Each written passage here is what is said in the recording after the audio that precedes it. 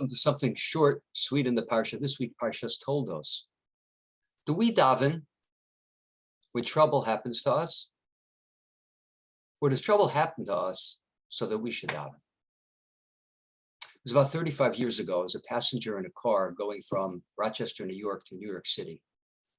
We were just outside Scranton. The weather was really bad. It was raining. And I was in the passenger seat. I was lying back. I had just taken a nap. I woke up and I was schmoozing with the driver, a friend of mine. And we're going back and forth, our discussion. Ask him a question and he doesn't answer me. All of a sudden, I feel the car spinning.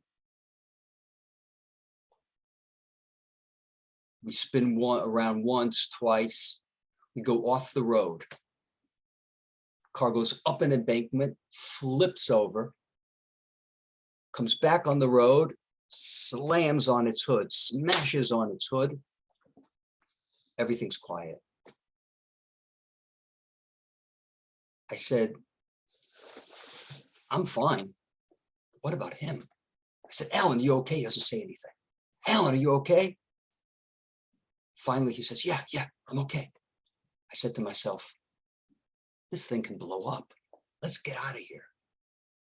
And Baruch Hashem, we were able to lower ourselves, open the seatbelt. It's hard when you're upside down. Open the seatbelt, lower ourselves down, somehow get the doors open. There we are in the middle of the highway. It's raining. Steam is coming up from the underside of the car. It was an experience. It was the best experience of my life. I will never forget that day.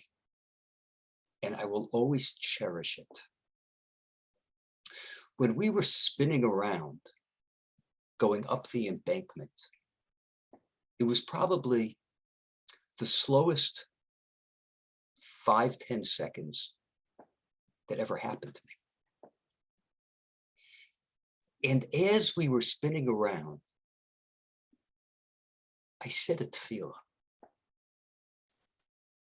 I said to myself, this could be it. It could be all over. And then I turned my attention heavenward and I said, God, please don't take me now. And I've never, ever felt that way again. Not standing at the Kotel in Yerushalayim, not at Ne'ilah Yom Kippur. I never, ever felt so close to the Ribono Shel Olam. Patriarchs and matriarchs, they were barren. Only one, Leah, was blessed with ease at having children. So the Gemara asks, Lama nisakru ha'imahos? Why were they barren? They were such tzaddikim and tzidkanios. Why couldn't they have children? They desperately wanted to father the Jewish people. Why were they barren? And the Gemara in Yevamos gives a shocking answer. Nation nis'ave HaKadosh Baruch Hu l'tfilason shel tzaddikim. HaKadosh Baruch Hu desires the prayers of the righteous. What does that mean? HaKadosh Baruch Hu gave Avraham and Sarah, Yitzchak and Rivka, Yaakov and Leah, a great opportunity. There is nothing that brings a human being closer to his creator than tefillah. Tefillah when somebody really wants something. Tefillah when we are desperate.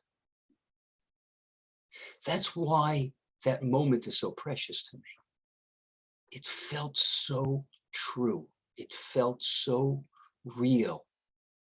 I was completely in the hands of God. There was nothing I could do. There was nothing anybody can do. Biyodo afkid ruchi. I just said, God, it's up to you. Please, I want to live. Isn't it interesting? The essence of our tefillah, the essence of our davening is the Shemona Esrei.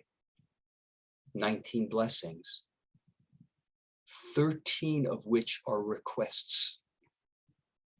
It almost sounds like tefillah is a shopping list. God, give me health, give me wealth. What if Hashem would say no to our tefillos? Would the tefillah be worthwhile? Is that why we're davening, so that Hashem should necessarily say yes? And the answer is no, that's not the point.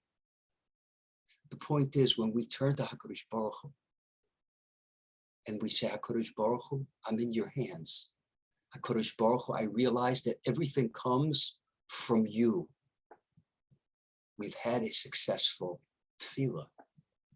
And that's why requests, not praises, the first 3 brachos, or thanks, which is the last 3 brachos, but requests are the essence of tefillah, because that's how we draw closest to HaKadosh Baruch Hu. So, in theory, do we daven because we have tzaros, or do we have tzaros because we daven? And of course, the latter is true. Gives us a different perspective when we have issues in life. We have challenges in life. It gives us the opportunity to turn to HaKadosh Baruch Hu. We turn to HaKadosh Baruch Hu, we develop a relationship with him. It's so sweet. Tefillah is so sweet, and tefillah is so effective. Thanks so much for listening. Have a great Shabbos.